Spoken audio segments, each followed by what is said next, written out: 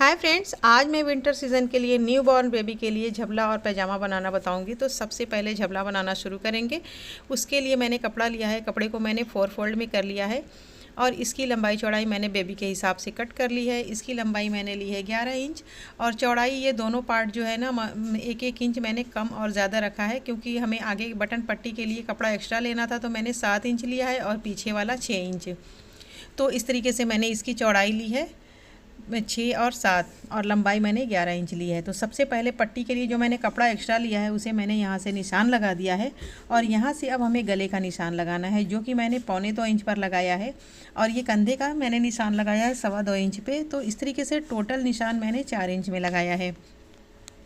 अब यहाँ से हमें आर्म होल के लिए निशान लगाना होगा। तो इस साइड से हम इंच टेप को नीचे की साइड रखेंगे और यहाँ से मैंने देखिए 5 इंच नीचे निशान लगाया है। मैंने 5 इंच इसलिए लिया है क्योंकि इनर वगैरह नीचे पहनाना होता है, इसलिए मैंने इसकी चौड़ाई भी ज़्यादा रखी है, आर्म होल भी ज़्यादा रखा है। तो यहाँ से सबसे पहले हमें आर्म होल की कटिंग कर लेनी है। तो इस तरीके से मैंने आर्म होल की कटिंग कर ली है। साइड से हमें कपड़े को थोड़ा सा बराबर कर लेना है। उसके बाद हमें कंधे को थोड़ा सा तिरछा कट करना होगा। तो कंधे को मैंने कट कर दिया है।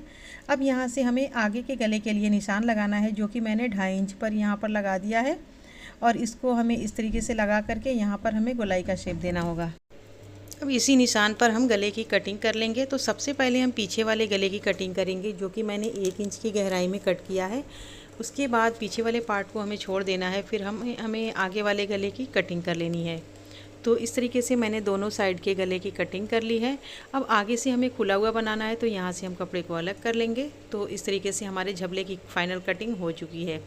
ये है हमारा बैक पार्ट और ये है हमारा फ्रंट पार्ट। इन दोनों को फ़िलहाल हम साइड में रखेंगे और अब हम अपने स्लीव की कटिंग करेंगे। तो स्लीव के लिए ये मैंने कपड़ा लिया है। कपड़ा हमारा इसी शेप में पहले से था, थोड़ा सा तिरछा कटिंग हुआ था। तो इसकी लंबाई, टोटल लंबाई है 11 इंच और चौड़ाई इसकी है 5 इंच। इसी में हमें दोनों स्लीव को बनाना है। कपड़ा हमारा इसी तरीके से थोड़ा सा तिरछा था। तो सबसे पहले मैंने कपड़े को एक बार और फोल्ड कर दिया है। तो ये कपड़ा हमारा 4 फोल्ड में हो गया है। अब यहाँ से हमें 1.5 इंच पर निशान लगाना है इस तरीके से, और ये निशान हम लगा लेंगे इस तरीके से स्लीव के शेप में और यहाँ से हमें कपड़े को कटिंग कर लेना है। तो ये हो गई हमारे स्लीव की कटिंग। यहाँ से हमें अलग कर लेना है।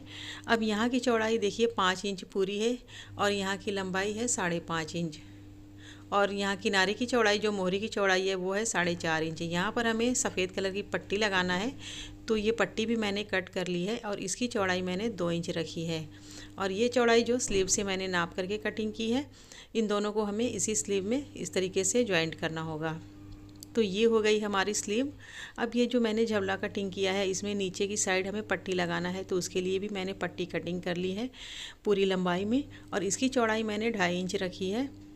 तो इसको भी हमने सेम साइज़ से नाप करके कटिंग कर ली थी। अब सबसे पहले इसकी सिलाई शुरू करनी है। गले के लिए मैंने पाइपिंग भी बना ली है। तो इसकी सिलाई करने के लिए सबसे पहले हम आगे वाले पार्ट को खोलेंगे और ये जो मैंने पट्टी वाला कपड़ा एक्स्ट्रा लिया था 1 इंच, उसे हमें यहाँ से इस तरीके से फोल्ड करके इस पर सिलाई लगा लेनी है, दोनों पट्टियों पर। ये पट्टी सिलाई करने के बाद फिर हम पीछे वाले पार्ट को खोल के रखेंगे और दोनों कंधे को इस तरीके से मिलाएंगे और मिला करके दोनों कंधे की हम सिलाई लगाएंगे। मज़बूत सिलाई लगानी है और पट्टी की कंधे की सिलाई लगाने के बाद फिर हमें स्लीव को भी खोल लेना है। दोनों स्लीव को हम खोल के रखेंगे और फिर इस पर हमें जो पट्टी सिलाई करनी है, उन दोनों स्लीव की पट्टियों को इस तरीके से हमें रख लेना है। इसे हमें इस तरीके से फोल्ड करके इस पर सिलाई लगानी है। दोनों पट्टियों को सेम तरीके से सिलाई लगानी है। तो देखिए मैंने दोनों कंधे की सिलाई कर ली है, आगे की पट्टी की भी मैंने सिलाई कर ली है और ये जो स्लीव है इसको भी मैंने स्टिच कर लिया है। अब हमें इन दोनों स्लीव को कंधे के साथ जॉइंट करना है। तो सबसे पहले स्लीव को हम इस तरीके से रखेंगे और इस तरीके से घुमाते हुए इसको हम इसमें सिलाई कर लेंगे और उसी तरीके से हम दूसरी स्लीव को भी जॉइंट कर लेंगे। तो जब ये हमारी स्लीव जॉइंट हो जाएगी इसमें, तो फिर वापस से हमें कपड़े को इस साइड इस तरीके से पलट देना होगा। इसको इस तरीके से पलटने के बाद फिर हमें साइड से सिलाई लगा करके इसको बंद कर देना है। तो देखिए मैंने इस स्लीव को भी ज्वाइंट कर लिया है, साइड से मैंने सिलाई लगा करके बंद कर लिया है। तो हमारा झबला तैयार है।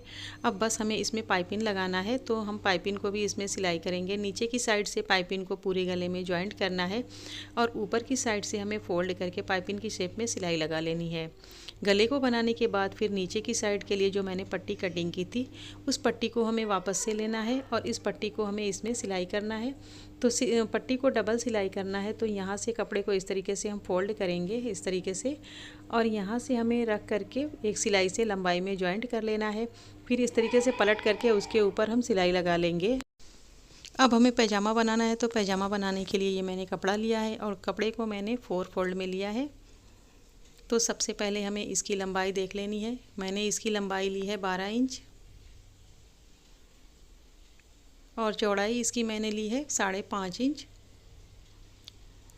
तो सबसे पहले इसमें हमें निशान लगाना होगा। तो आर्म होल के लिए यहाँ से सबसे पहले हमें निशान लगाना है। तो ये निशान हम लगाएंगे 7 इंच पर।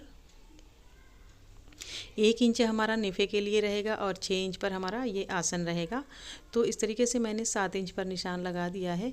अब यहाँ से हमें मोहरी की चौड़ाई नापना है, जो कि मैंने 4.5 इंच पर लगाया है। ये सिलाई के बाद 4 इंच कंप्लीट तैयार होगी। तो इस तरीके से यहाँ से हम इसकी कटिंग कर लेंगे।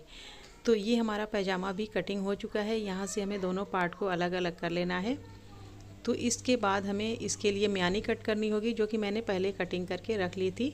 अब इसमें नीचे की साइड हमें पट्टी लगाना है। तो पट्टी के लिए मैंने 3 इंच चौड़ाई में कपड़ा लिया है और लंबाई मैंने नीचे की मोरी के हिसाब से कट कर ली है। तो इसको हमें नीचे की साइड लगा करके स्टिच करना होगा। तो सबसे पहले अब इसकी सिलाई शुरू करनी है। तो सबसे पहले हम दोनों पैर के कपड़े को खोल के अलग अलग रख लेंगे। तो इस तरीके से देखिए मैंने कपड़े को खोल के अलग अलग रख लिया है। अब हम दोनों म्यानी को भी अलग कर लेंगे। तो दोनों म्यानी को हमें किस तरीके से ज्वाइंट करना है, एक को यहाँ पे दूसरे को यहाँ पे रख करके सिलाई कर लेनी है। और ये जो पट्टी मैंने कटिंग की थी इसको हमें यहाँ पर रख करके सिलाई करनी है। दूसरी वाली पट्टी को दूसरे वाले पैर में यहाँ पर हमें रख करके सिलाई कर लेनी है। फिर पलट करके इस पर एक और सिलाई लगा लेनी है। दोनों पट्टियों को सेम तरीके से मैंने सिलाई कर ली है।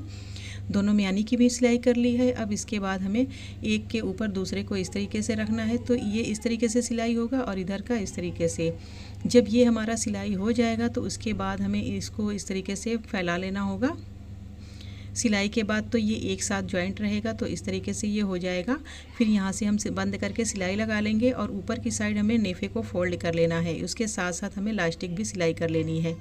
तो देखिए मैंने इस पैजामे की सिलाई को कंप्लीट कर लिया है। नीचे की साइड से बंद कर लिया, म्यानी को ज्वाइंट कर लिया, नेफे को भी फोल्ड कर लिया है। और इलास्टिक की चौड़ाई मैं बताना भूल गई थी। तो देखिए मैंने चौड़ाई 8 इंच रखी है, जो कि बहुत ज़्यादा है। 7 इंच इसकी लंबाई मैक्सिमम ठीक रहेगी। अगर आप 15 इंच इलास्टिक आप कट करेंगी तो इसकी लंबाई बिल्कुल सही आएगी।